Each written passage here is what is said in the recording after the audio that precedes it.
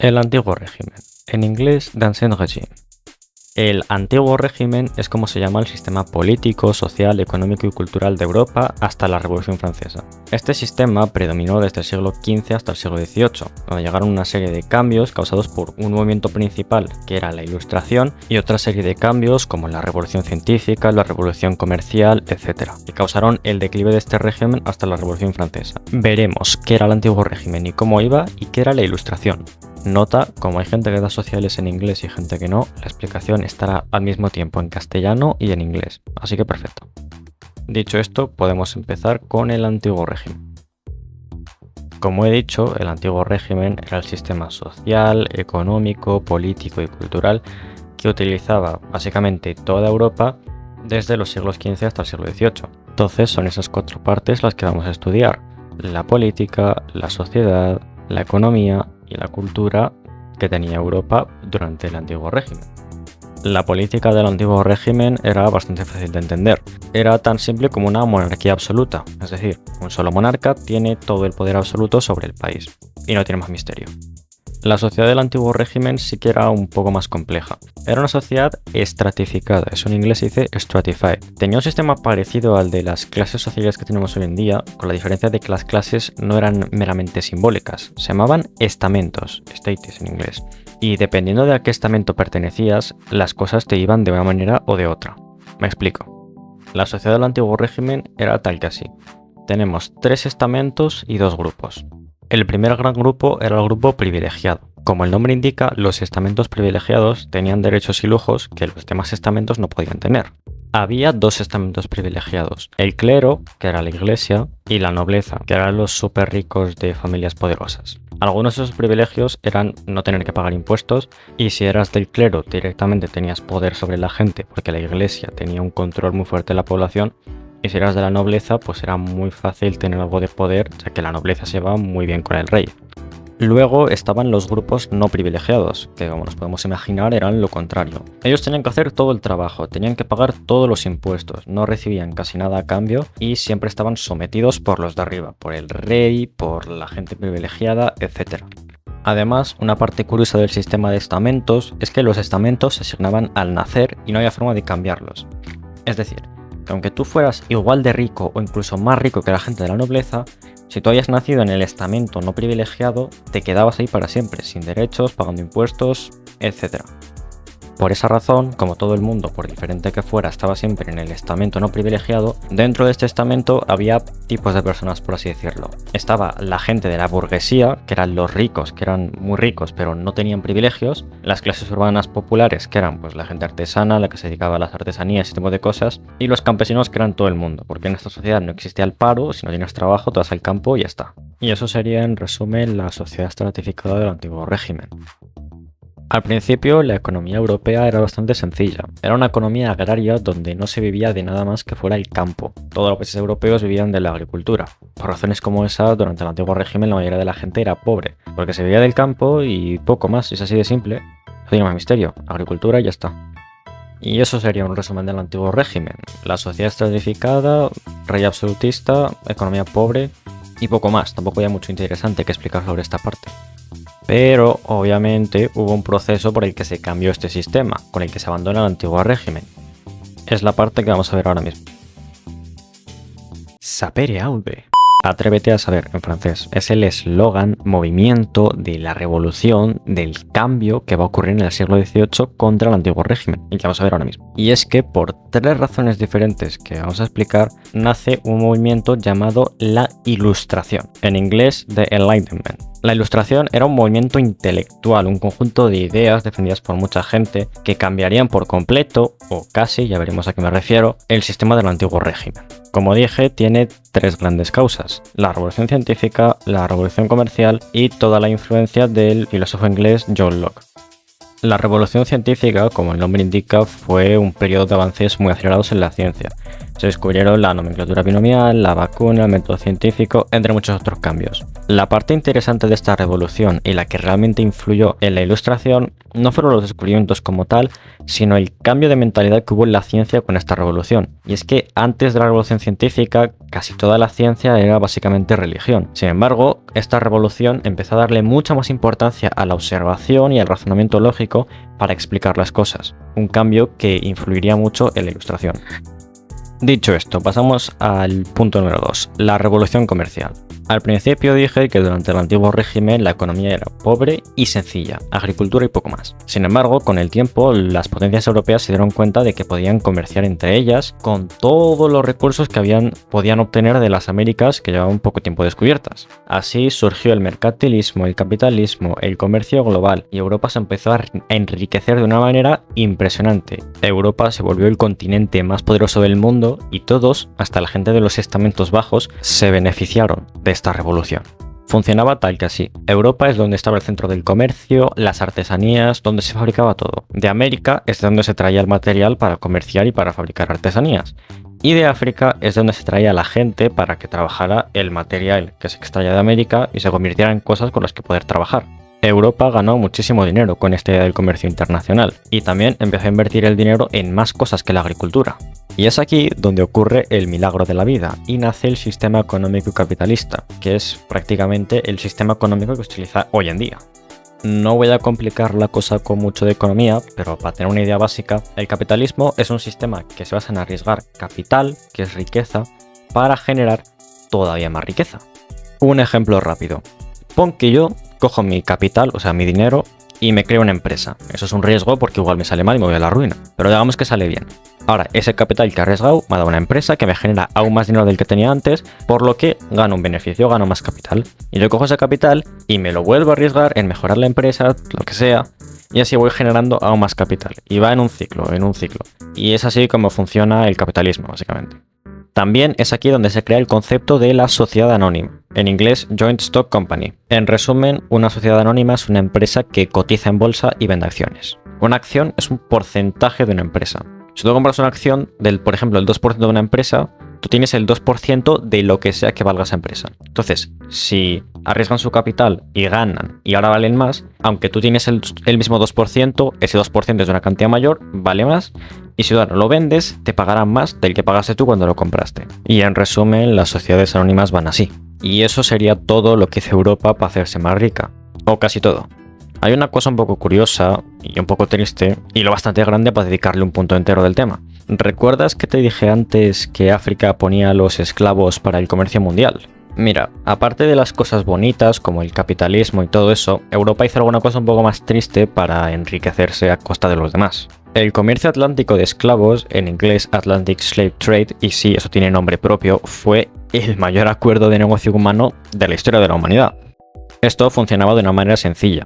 Ahora que Europa sabe negociar, pues negociaba con las tribus de África para comprar a esclavos a cambio de las artesanías que se fabricaban en Europa. Los esclavos se mandaban a América a trabajar gratis para obtener el producto, la materia prima con la que Europa iba a fabricar artesanías, a comerciar y a generar muchísimo dinero. Algo curioso es lo que hicieron los líderes del antiguo régimen para explicar aquel sistema.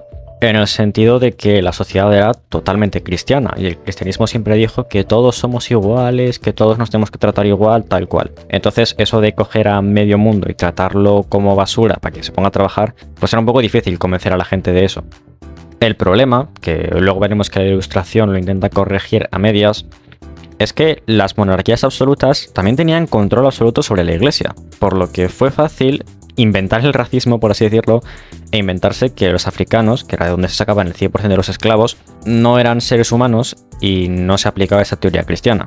Y tal que así se perpetuó un acuerdo de esclavitud que duró siglos. Resumen, que durante el antiguo régimen la economía europea creció mucho y los derechos humanos poco. Y hablando de derechos humanos, ojo, todos los países vivían bajo monarquías absolutas sin derechos para la mayoría de la gente, excepto Gran Bretaña. Los ingleses crearon su propio concepto de gobierno. La monarquía limitada, lo que hoy en día llamamos una monarquía parlamentaria, que es lo que tenemos en España, por cierto, era un sistema en la que en vez de un solo rey que tiene todo el poder, existía, además del monarca, un parlamento.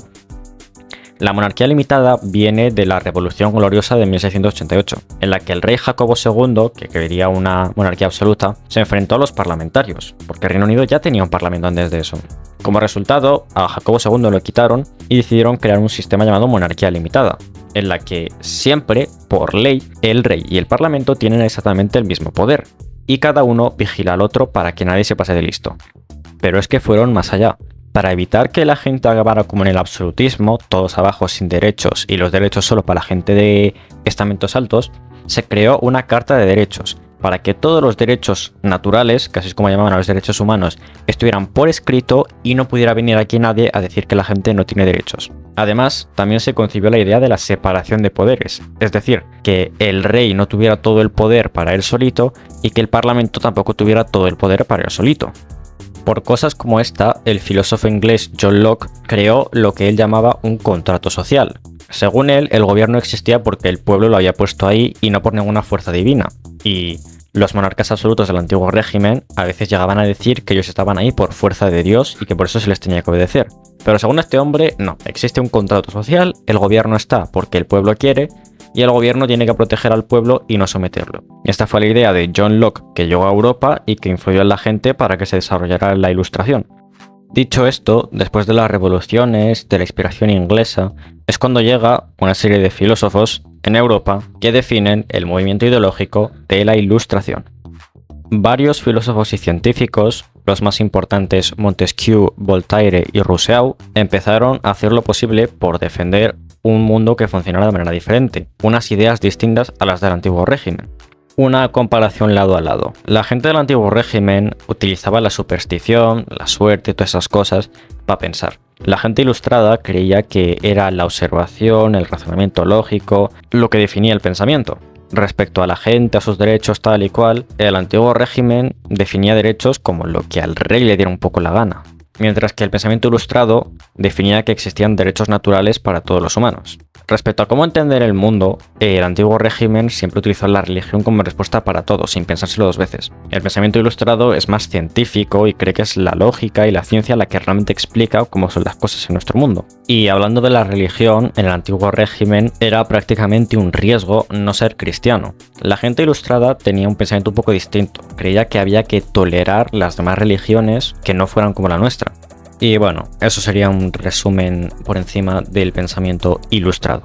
La Ilustración tenía un pequeño fallo un poco curioso, y es que decía que los derechos naturales son para todos los humanos, pero nadie cuestionó que los esclavos no fueran humanos, por lo que estos no recibieron esos derechos naturales hasta mucho después, que eso no lo vamos a ver. Pero bueno, a lo que iba. Hay tres pensadores principales de la Ilustración, que los vamos a ver ahora y que defendía cada uno. Montesquieu defendió la separación de poderes. Él decía que no se podían concentrar todos los poderes en la misma persona. Pero no solo lo decía, sino que también definió cómo se tenía que hacer. Para él existían tres poderes: el legislativo, en inglés legislative, el ejecutivo, en inglés executive, y el judicial, en inglés judiciary.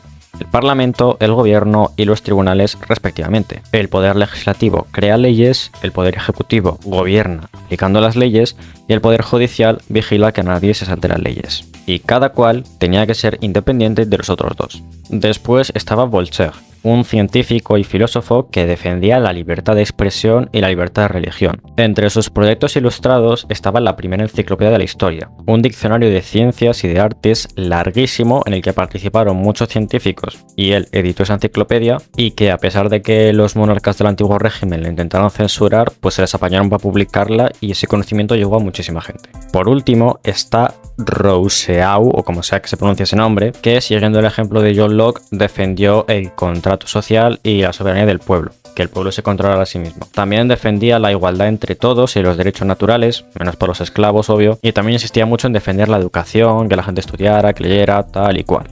Y con el esfuerzo que hicieron estos tres por defender sus ideas y que llegaran lo más lejos posible, lograron a medias que el antiguo régimen evolucionara un poco. Con lo pesados que se pusieron estos, con que había que avanzar, había que progresar, había que cambiar, tal cual, los monarcas europeos aceptaron algunas de las reformas, creando algo llamado despotismo ilustrado. En inglés, Enlightenment Despotism, y perdón por la pronunciación que no me sale.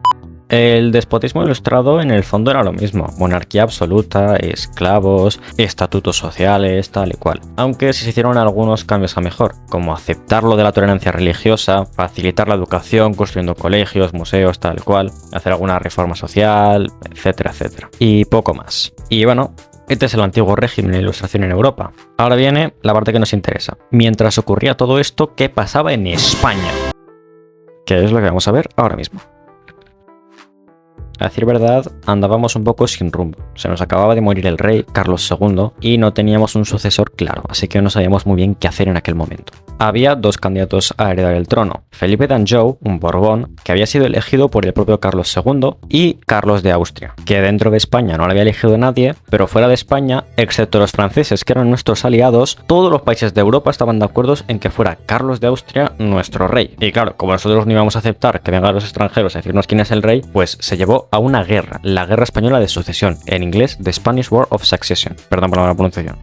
Felipe d'Anjou era un Borbón, era de una familia real francesa, porque su abuelo era Luis XIV de Borbón. Carlos II lo eligió como sucesor porque un rey de familia francesa en España significaría una alianza entre españoles y franceses, la alianza más poderosa de Europa. Una alianza tan poderosa que preocupó a las demás potencias europeas. Carlos de Austria se negó a aceptar a Felipe como rey, porque él quería ser el rey de España. Y ante esta oportunidad, Gran Bretaña, Austria, Portugal, Países Bajos e incluso dentro de España los aragoneses le apoyaron. Y así empezó la guerra.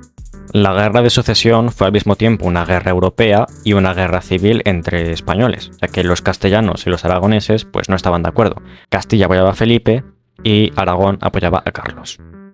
La guerra acaba en 1713, donde España firma el Tratado de Utrecht. Ganó Felipe a pesar de que tenía toda Europa en contra, pero con dos matices. Los de Aragón no se rindieron y siguieron en guerra un año más, hasta 1714, cuando se firma el Tratado de Rastatt.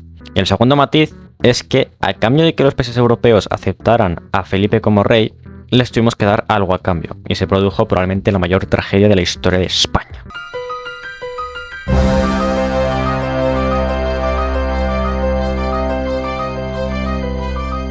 Para que esta gente aceptara a Felipe como rey, le tuvimos que dar Flandes e Italia a Austria, y a los ingleses hubo que darles Menorca, el derecho a comerciar con las Américas españolas, y sí, Gibraltar. Lo importante es que Felipe logró ser rey y decidió hacer un cambio del Estado español inspirándose en Francia. Aprobó los decretos de nueva planta para centralizar el Estado español. Verás, en aquella época ya teníamos algo parecido a lo de hoy, cada comunidad autónoma con su gobierno, sus leyes, tal y cual. Felipe V abolió las instituciones aragonesas, porque Aragón nunca la apoyó como rey. Lo curioso es que aunque se supone que va a centralizar todo el Estado español, solo le quitó las instituciones propias a los aragoneses que eran sus rivales. A los navarros y a los vascos sí que les dejó sus instituciones propias porque le fueron fiel a Felipe. Pero bueno, que centralizó la administración del país. Y esa administración centralizada ahora tenía algo nuevo, secretarios de Estado, que es lo que hoy en día llamamos ministros. Y con Felipe V pasó poco más. Con el tiempo, Felipe V se fue y llegó Carlos III. Y con este sí que ocurren cambios en España, porque Carlos III adoptó el despotismo ilustrado.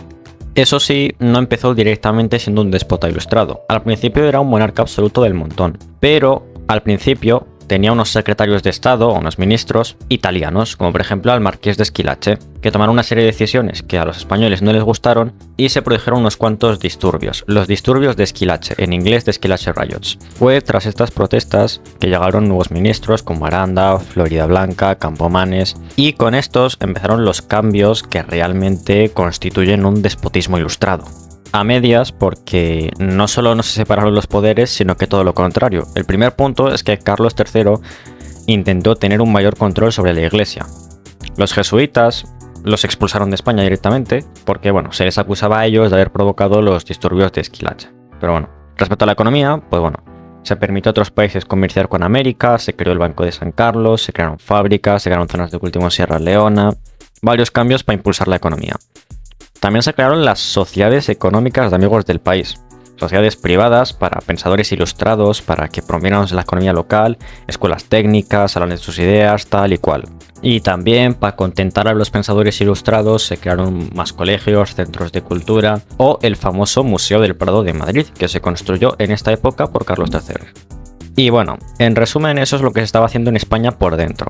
Pero luego estaba su política exterior, que es lo que se hacía para afuera, que lo vamos a ver ahora. Partiendo del Tratado de Utrecht, Felipe V estaba de acuerdo en que había que revisar el tratado. Vamos, que había que recuperar las tierras. Para eso nos hicimos aliados de Francia y bueno, bajo el reinado de Felipe V hicimos algo de progreso. Recuperamos Nápoles de Italia. Luego llegó Fernando VI, que ni siquiera lo mencionó antes como rey porque total no hizo prácticamente nada. Buscó ser más neutral y centrarse en mejorar las defensas de América, no en ir a ninguna guerra ni nada por el estilo. Es después, con Carlos III, que después de un montón de guerras con nuestros enemigos de Gran Bretaña, recuperamos Menorca. No, Gibraltar nunca lo recuperamos, obviamente, pero recuperamos Menorca, algo es algo. Y oye, eso ya sería todo. Ahora solo queda la última parte del tema, lo que no le interesa a nadie, pero hace falta para probar, que es el arte. Hay dos estilos de arte que nos interesen, como podrás imaginar. Uno más del antiguo régimen y otro más de la Ilustración. El arte del antiguo régimen nace en Francia en la primera mitad del siglo XVIII. Se llama rococó, no me meten almendras, se llama así, rococó. Y era, pues bueno, por describirlo de alguna forma, era un estilo de arte juguetón, con movimiento y que pues, se centraba en representar la vida de la nobleza. El arte estaba toda centrada pues, en la gente rica, privilegiada y ese tipo de cosas. Como por ejemplo en esta pintura de Fragonard o en el Paseo de los Espejos, en inglés The Hall of Mirrors, del Palacio de Versalles en Francia. Y luego está la escultura, que el ejemplo más parecido de escultura que tenía el arte rococó era la porcelana. Franceses, qué raros son. Pero bueno, con la Ilustración y todo, en la segunda mitad del siglo XVIII nace también en Francia el neoclasicismo, en inglés neoclassicism. Como el nombre indica, era arte neoclásica, o sea que estaba muy fuertemente inspirada por el arte clásica de los griegos y de los romanos. Por describirla, era un arte seria, balanceada, que representaba pues valores como la razón o la austeridad, ese tipo de cosas. Por ponerte un ejemplo de cada cosa, de pintura, Oath of the Horati, en español Juramento de los Horati, de David. De arquitectura, pues el Panteón de París. Y de escultura, Jason with the Golden Fleece, en español Jasón con el Vellocino de Oro, de Thorvaldsen. Y por fin hemos acabado con el tema. Recuerda que cualquier duda me la puedes comentar o mandar por un mensaje. Muchas gracias por ver, suerte con el examen, cuídate, bendiciones, saludos y adiós.